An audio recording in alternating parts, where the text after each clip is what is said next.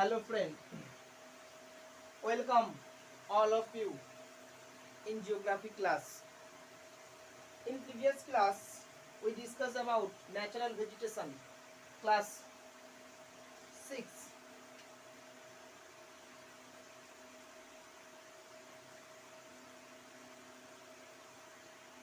Class 6, natural vegetation of India.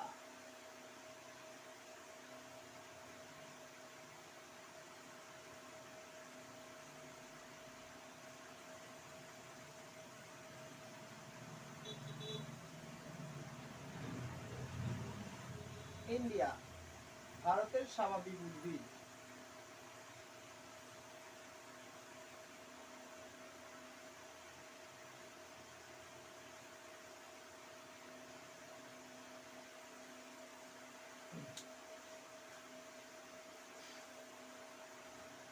In previous class, we discussed about the natural vegetation of India.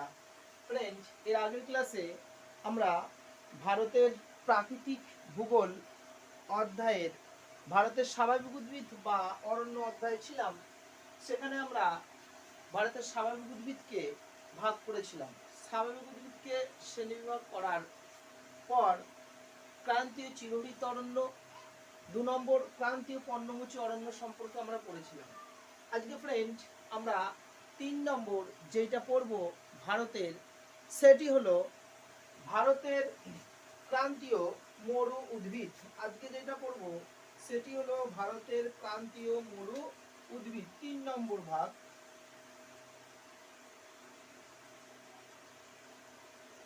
ভারতের ক্রান্তীয় মরু উদ্ভিদ।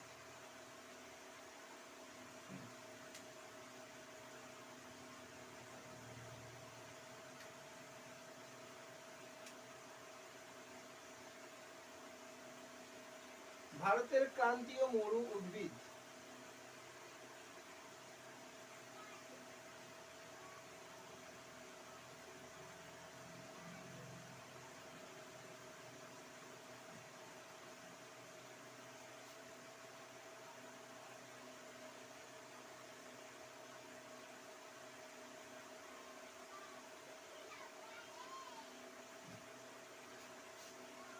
ঠিক একইভাবে যেভাবে আমরা পড়ছিলাম, প্রত্যেকটা উদ্ভিদ বা অরণ্য অঞ্চলের সংজ্ঞা, অবস্থান, পরিবেশ এবং তার সাথে কি ধরনের পরিবেশে হয় সেগুলি এবং তাদের বৈশিষ্ট্য। ভারতের ক্রান্তীয় মরু উদ্ভিদ, এই ক্রান্তীয় মরু উদ্ভিদ কাকে বলে এই সংজ্ঞাটা আমরা পড়ব। তাহলে সংজ্ঞা নিয়ে আলোচনা করি বা ডিফিনিশন কাকে বলে। ডিফিনিশনটা কি হবে ফ্রেন্ড? ডিফিনিশনটা হবে বা সংজ্ঞাটা হবে ভারতের পশ্চিম ও উত্তর পশ্চিম অঞ্চলে উষ্ণ ও শুষ্ক মরুপ্রায় জলবায়ু অঞ্চলে যে ঝোপঝাড় জাতীয় উদ্ভিদ জন্মায় তাদের বলা হয় ক্রান্তীয় মরু উদ্ভিদ। সংজ্ঞাটা লেখা যাক। ভারতের পশ্চিম ও উত্তর পশ্চিম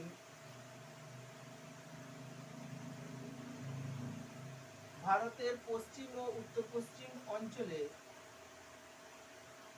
উষ্ণ ও শুষ্ক মরু বা মরুপ্রায় অঞ্চলে যে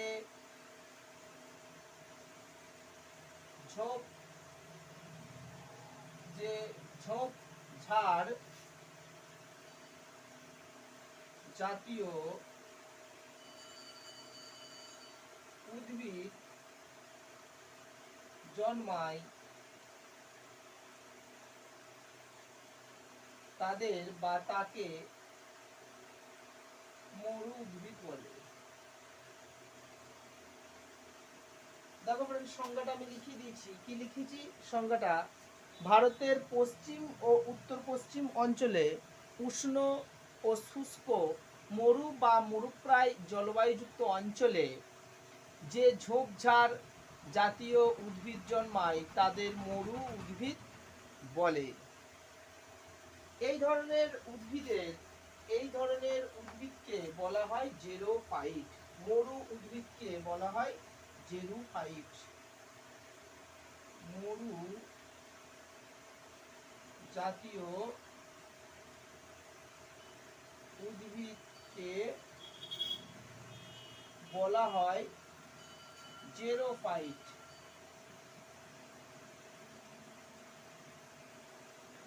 জেরোফাইট, এটা একটা ইম্পর্টেন্ট কোশ্চেন যে জেরোফাইট কি? মরু জাতীয় উদ্ভিদকে বলা হয় জেরোফাইট। মরু জাতীয় উদ্ভিদকে বলা হয় জেরোফাইট। ফ্রেন্ড, সংজ্ঞার পর আমরা যেটা আসবো সেটি হলো পরিবেশ। কি ধরনের পরিবেশে এটি জন্মায়? পরিবেশ, জলবায়ু বা পরিবেশ, কি ধরনের প্রাকৃতিক পরিবেশে এটা জন্মায়?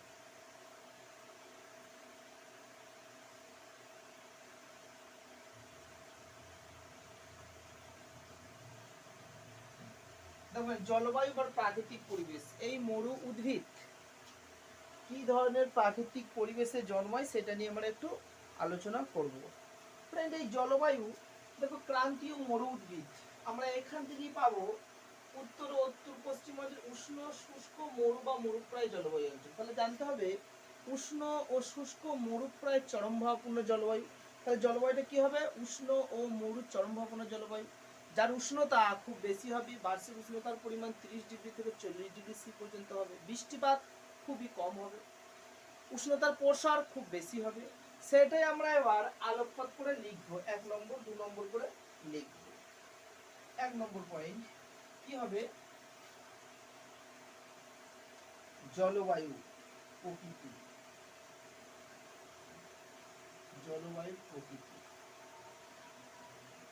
জলবায়ু প্রকৃতি। 2 নম্বর উষ্ণতা।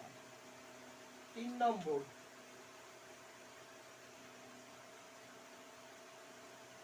বৃষ্টিপাত। 4 নম্বর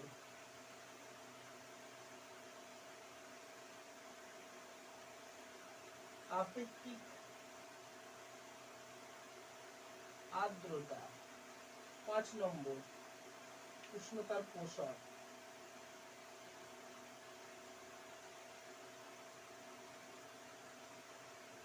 দেখো ফ্রেন্ড, এই হলো আমাদের ভারতের ক্রান্তীয় উষ্ণ, ভারতের ক্রান্তীয় মরু উদ্ভিদের প্রাকৃতিক পরিবেশ। কি ধরনের প্রাকৃতিক পরিবেশে এরা জন্মায় সেটা আমরা উপস্থাপন করার চেষ্টা করেছি। তাহলে এই জলবায়ুটা কেমন হবে?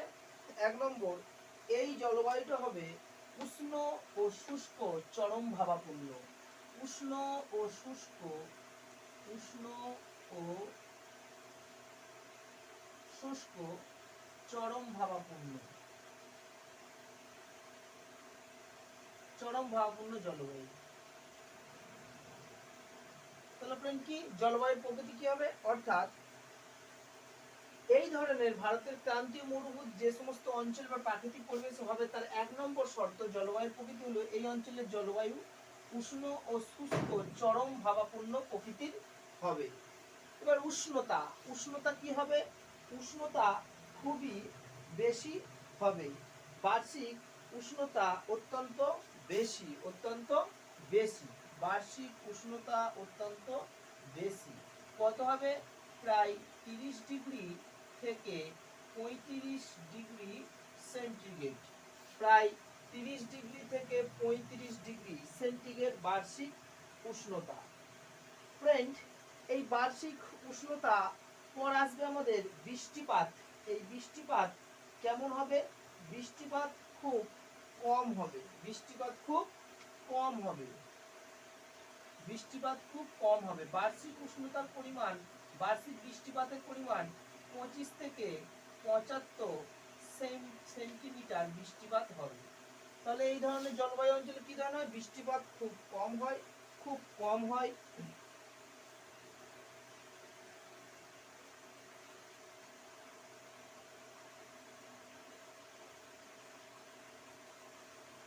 কম হয় 25 থেকে 75 সেমি বার্ষিক বৃষ্টিপাত হয়।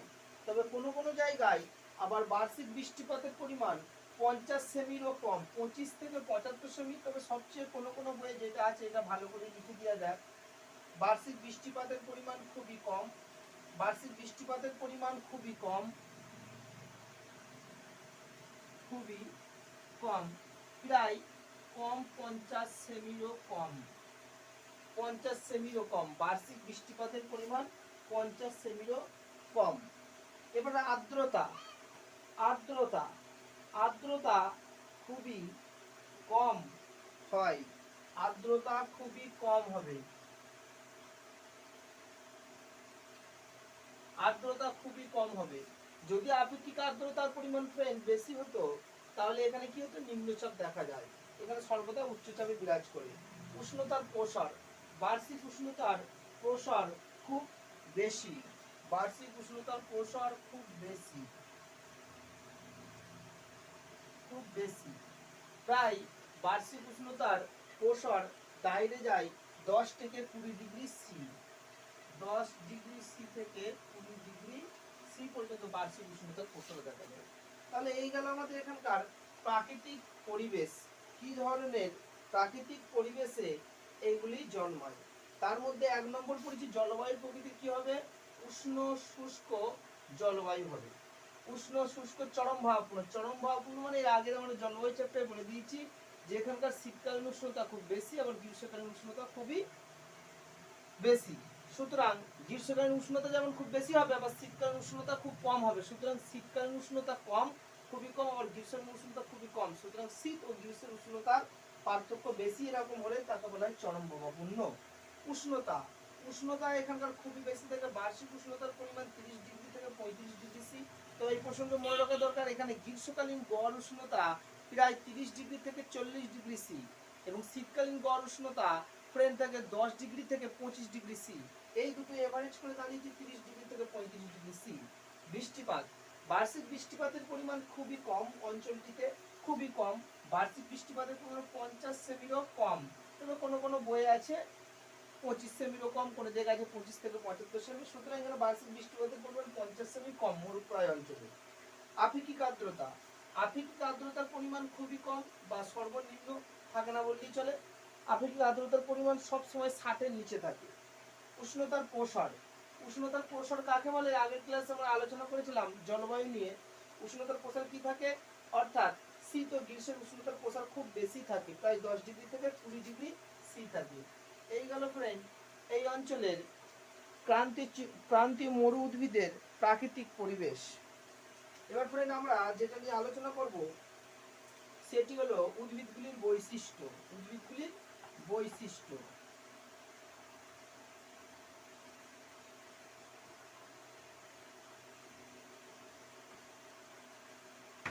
উদ্ভিদের বৈশিষ্ট্য, চলো পয়েন্ট করে দেখা যাক উদ্ভিদের বৈশিষ্ট্য।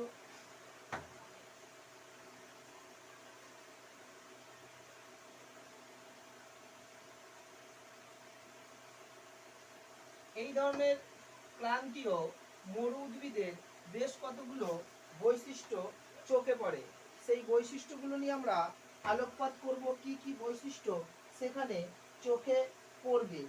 1 নম্বর যেই যেই বস্তুগুলো চোখে পড়বে সেগুলি হলো গাছের প্রকৃতি, কাণ্ডর প্রকৃতি। 1 নম্বর হলো গাছটি হবে ছোট গাছ, ছোট গাছ, ছোট গাছ। 2 নম্বর ফ্রেন্ড সুগভীর মূল,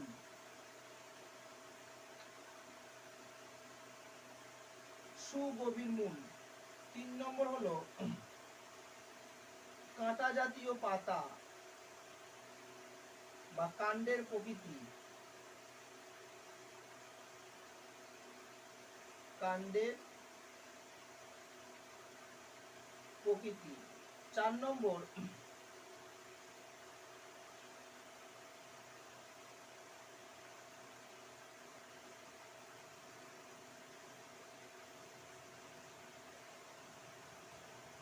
পাতা কাণ্ডে রূপান্তর। পাতা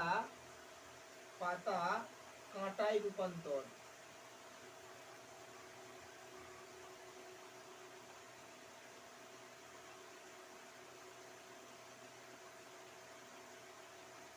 কাঁটায় রূপান্তর।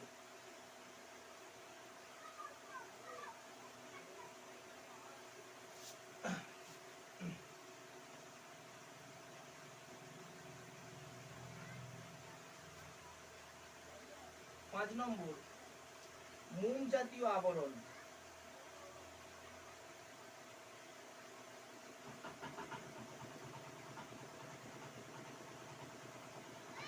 মোম জাতীয় আবরণ।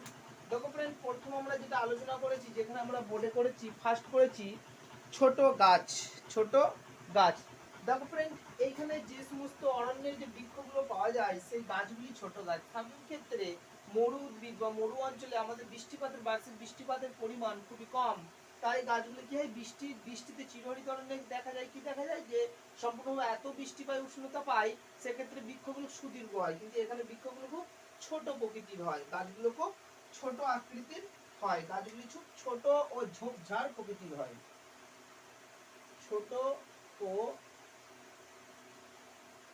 ঝোপঝাড় প্রকৃতির।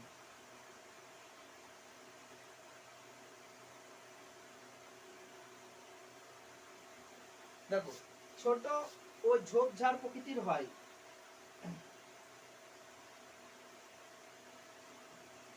সুগভীর মূল। মূল কি হয়, অর্থাৎ এদের মূলগুলো জলের আশায় বা জলের জন্য মাটির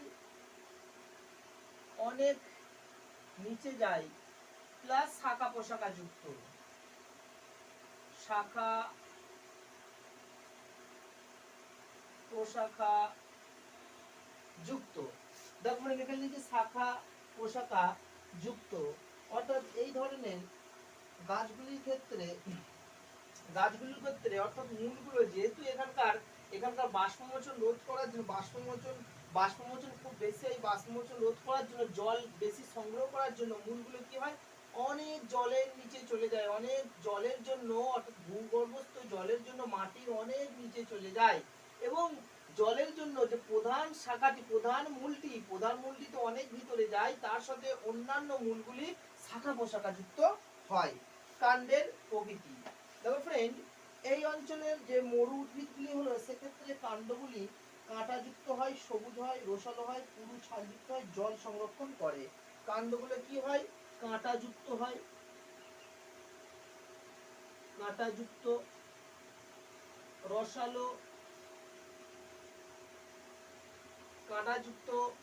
রসালো, জল সংরক্ষণ করে,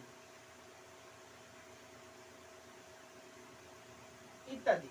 অর্থাৎ এখানকার উদ্ভিদের যে বৈশিষ্ট্য, সেই উদ্ভিদগুলো কি হয়, বাষ্পমোচন রোধ করার জন্য কাণ্ডগুলি কাঁটাযুক্ত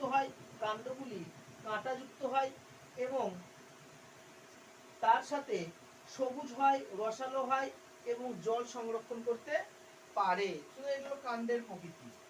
পাতা কাঁটায় রূপান্তরিত। বাষ্পমোচন রোধ করার জন্য বাষ্পমোচন রোধ করার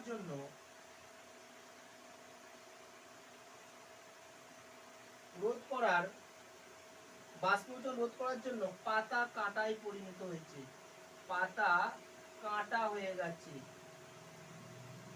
পাতা কাঁটায় রূপান্তরিত হয়েছে। অর্থাৎ বাষ্পমোচন হয় মরু অঞ্চলে, যাতে করে বাষ্পমোচন রোধ করার জন্য পাতা এবং কাণ্ডগুলো কি হয়েছে, কাঁটায় রূপান্তরিত হয়েছে। মোম জাতীয় আবরণ, অর্থাৎ বাষ্পমোচন রোধ করার জন্য এখানকার কি দেখা যায়, উদ্ভিদের যে পাতা এবং কাণ্ডগুলো মোম জাতীয় হয়েছে। পাতা প্লাস কাণ্ড মোম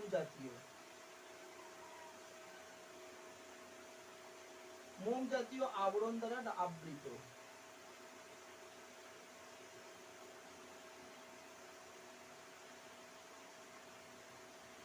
দেখো ফ্রেন্ড, এই গেল আমাদের এই মরু অঞ্চলের উদ্ভিদগুলির কিছু বৈশিষ্ট্য।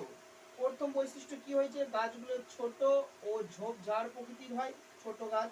2 নম্বর, জলের জন্য গাছের মূলগুলি মাটির অনেক নিচে পর্যন্ত যায়, সুগভীর পর্যন্ত যায়, এবং তার সাথে মূলগুলি শাখা প্রশাখাযুক্ত কাণ্ডের প্রকৃতি। কাণ্ডগুলো কি হয়, কাঁটাযুক্ত, বাষ্পীভূত রোধ করার জন্য রসালো, জল সংরক্ষণ করে এবং সবুজ প্রকৃতি। এগুলো আমি দু একটা করে লিখছি। পাতা কাঁটায় রূপান্তর, অর্থাৎ বাষ্পমোচন রোধ করার জন্য এদের পাতাগুলো কাঁটায় রূপান্তরিত হয়েছে। মোম জাতীয় আবরণ, অর্থাৎ মোম জাতীয় আবরণ মানে কি, পাতা এবং কাণ্ডগুলো কি হয়, মোম জাতীয় আবরণ দ্বারা ঢাকা। এবার ফ্রেন্ড, আমরা আসবো এর বন্টন বা অবস্থান নিয়ে।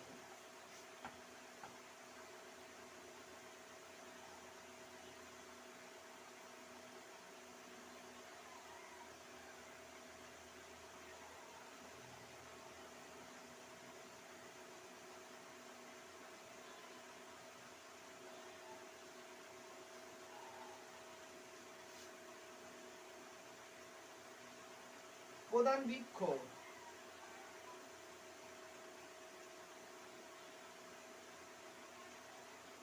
প্রধান বৃক্ষ বা উদ্ভিদ সমূহ। এই অরণ্য অঞ্চলে কি কি উদ্ভিদ বা বৃক্ষ দেখা যায় সেগুলি হলো, যেহেতু উষ্ণ শুষ্ক মরু অঞ্চলেই উষ্ণ শুষ্ক মরু অঞ্চলে এই ধরনের অরণ্য দেখা যায়, তাই যে সমস্ত উদ্ভিদ অরণ্য দেখা যায় সেগুলি হলো, 1 নম্বর হলো বাবলা,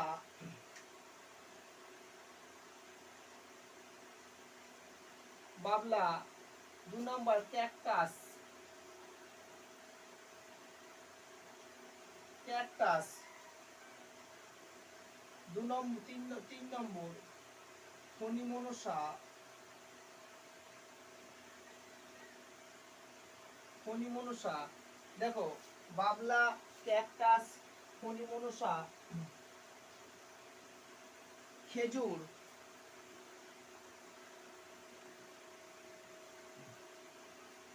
খেজুর, বিভিন্ন কাঁটা ঝোপ, বিভিন্ন কাঁটা ঝোপ,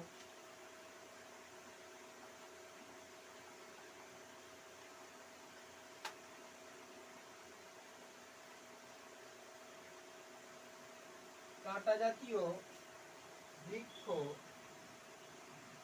ও ঝোপঝাড়,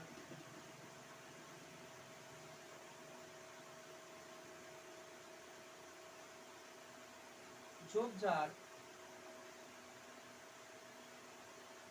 ইত্যাদি এই অঞ্চলের প্রধান উদ্ভিদ।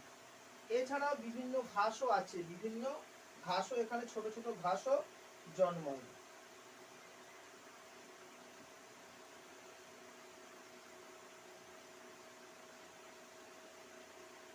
ছোট ছোট তৃণ বা ঘাস, ছোট ছোট তৃণ বা ঘাস। দেখো ফ্রেন্ড, কি কি উদ্ভিদ এখানে জন্মায় সেখানে আমি একটু ছোট করে লেখার চেষ্টা করেছি। কি কি করেছি দেখো, এখানকার যে সমস্ত উদ্ভিদ, মরু জাতীয় উদ্ভিদ, 1 নম্বর বাবলা, 2 নম্বর ক্যাকটাস, 3 নম্বর ফণিমনসা, 4 নম্বর খেজুর, কাঁটা জাতীয় বৃক্ষ, ঝোপঝাড়, ছোট ছোট তৃণ বা ঘাস প্রভৃতি। এবার জানবো ফ্রেন্ড আমাদের এর বন্টন, কোথায় কোথায় দেখা যায় বা অবস্থান।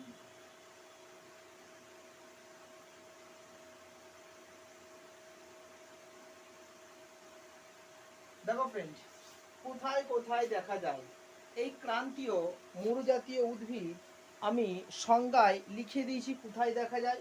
দেখো, সম্পূর্ণভাবে এখানে লিখে দিয়েছি ভারতের পশ্চিম ও উত্তর পশ্চিম অঞ্চল। তাহলে আমরা লিখব ভারতের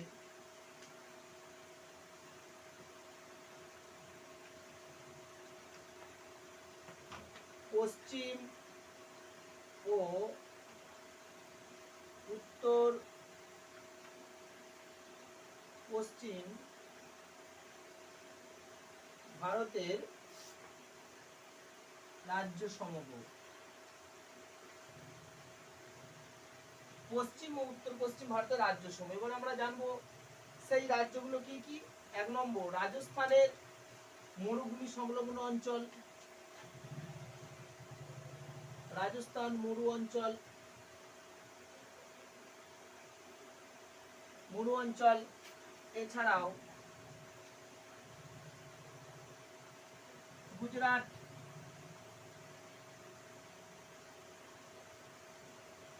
হরিয়ানা,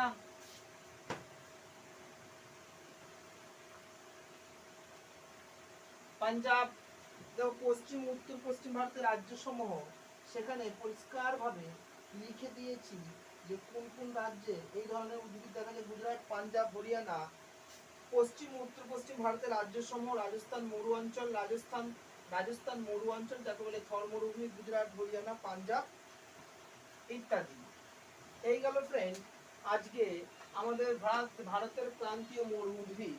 আমরা যদি ভারতের ম্যাপটা আঁকার চেষ্টা করি, বন্টনটা আমরা একটু দেখে নেব। এই বন্টনটা কি ছোট করে একটু দেখে নিয়ে চেষ্টা করব।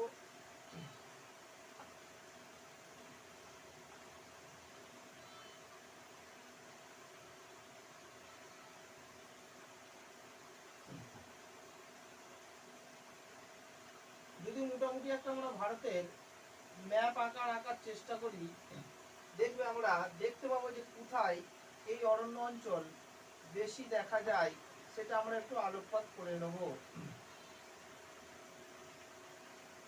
দেখো ফ্রেন্ড, ঠিক কোথায় দেখা যাবে, কোন অঞ্চলে দেখা যাবে, যেই অঞ্চলে দেখা যাবে সেটি হলো ঠিক এই অঞ্চলগুলো। এরপর যখন যাবে ঠিক এই অঞ্চলগুলোতে এই অরণ্য দেখা যায়।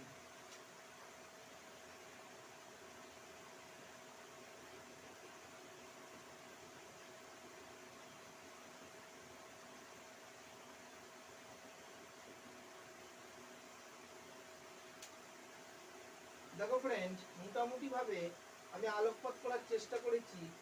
এই অংশটা জুড়ে আমাদের মরু উদ্ভিদ দেখা যায়, মরু উদ্ভিদ দেখা যায় ভারতে। এবার ফ্রেন্ড আমরা প্রশ্ন ও উত্তর পর্ব নিয়ে আলোচনা করব।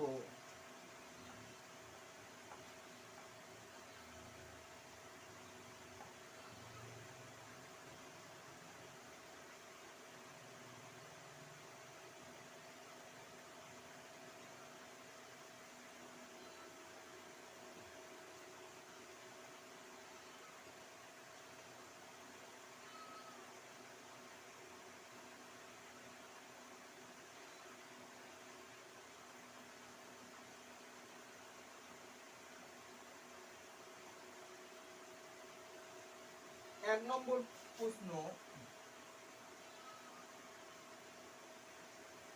ভারতের ক্রান্তীয় মরু উদ্ভিদের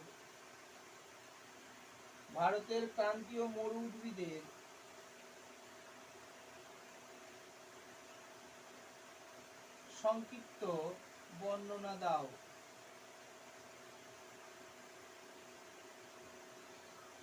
পরীক্ষা এলে এটা 3 নম্বরের জন্য কোশ্চেন আসবে, ভারতের ক্রান্তীয় মরু উদ্ভিদের সংক্ষিপ্ত বর্ণনা দাও। 2 নম্বর কোশ্চেন,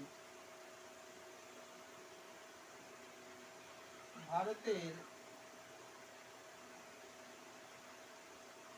ক্রান্তীয় মরু উদ্ভিদের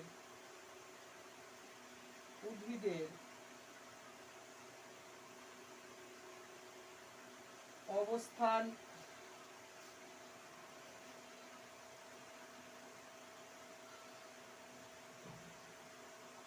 বৈশিষ্ট্য ও প্রধান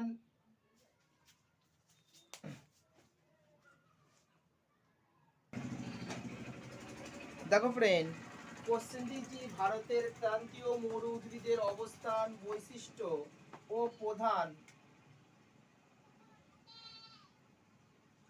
বৃক্ষ সমূহের নাম লেখো।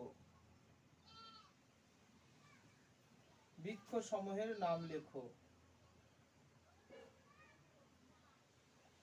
3 নম্বরে এটা আসবে। 3 নম্বর কোশ্চেন,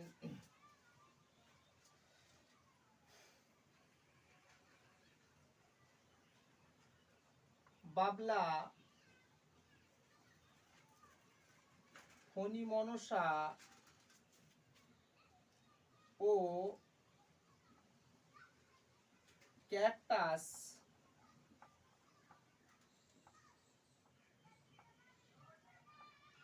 কি জাতীয় উদ্ভিদ?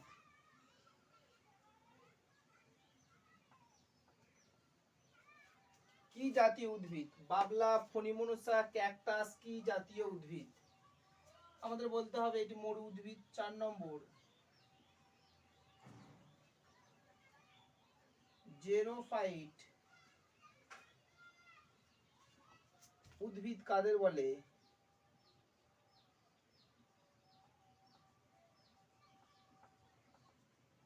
কাদের বলে?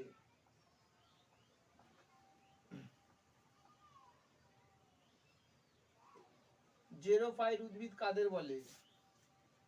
5 নম্বর কোশ্চেন,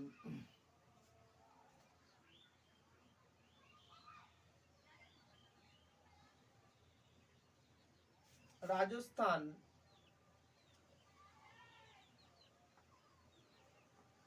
মরুভূমি সংলগ্ন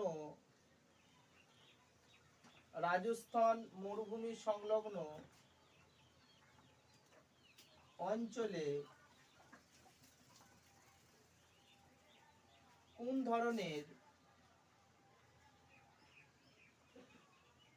কোন ধরনের স্বাভাবিক উদ্ভিদ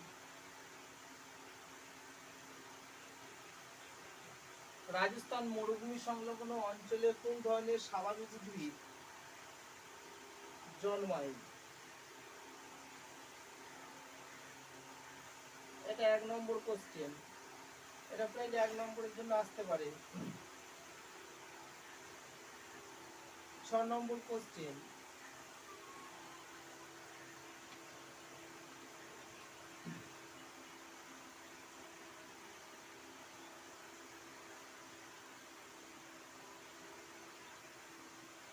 ভারতের মরু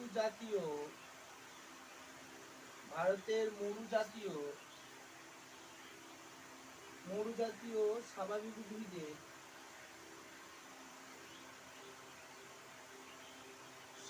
উদ্ভিদের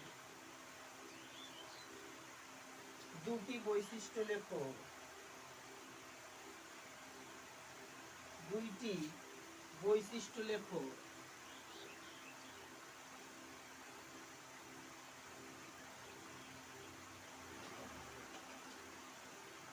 ভারতের মরু জাতীয় স্বাভাবিক উদ্ভিদের দুইটি বৈশিষ্ট্য লেখো। এরপর 7 নম্বর কোশ্চেন,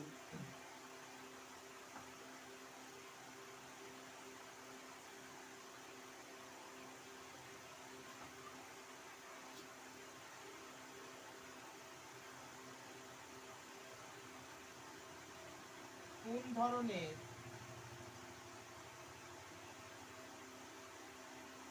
স্বাভাবিক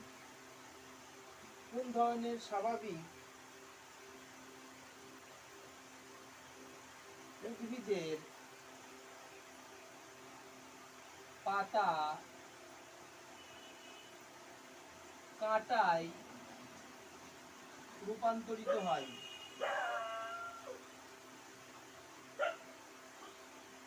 পরিণত বা রূপান্তরিত হয়?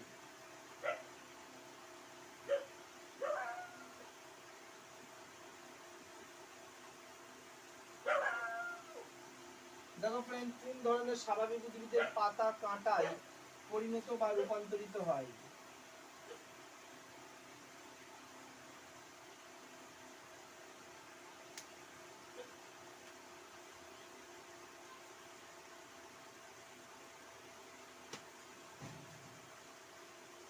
আট নম্বর কোশ্চেন,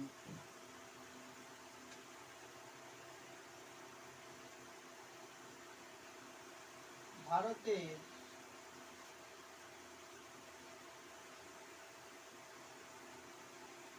ক্রান্তীয় মরু উদ্ভিদের অবস্থান লেখো।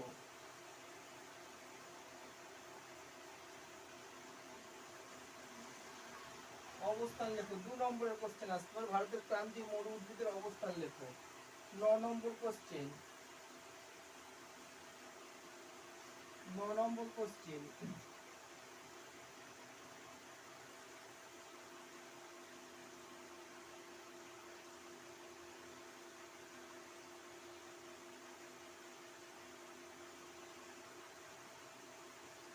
চারটি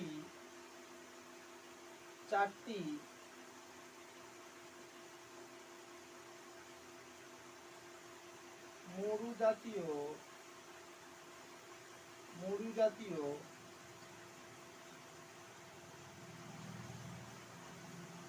বৃক্ষের নাম লেখো।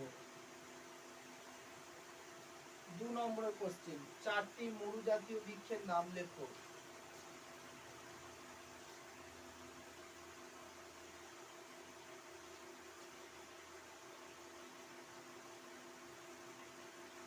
দশ নম্বর, ভারতের কোথায় জেরোফাইট জাতীয়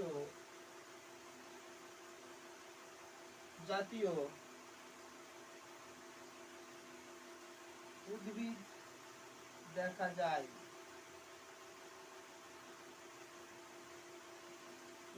দেখা যায়।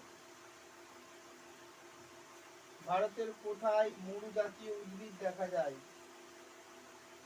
এটা একও আসতে পারে, দুইও আসতে পারে। ফ্রেন্ড, ভারতের কোথায় জেরোফাইট জাতীয় উদ্ভিদ দেখা যায়? এটা বলতে হবে রাজস্থান থর মরুভূমি সংলগ্ন অঞ্চল, পাঞ্জাব, হরিয়ানা ইত্যাদি জেরোফাইট জাতীয় উদ্ভিদ দেখা যায়।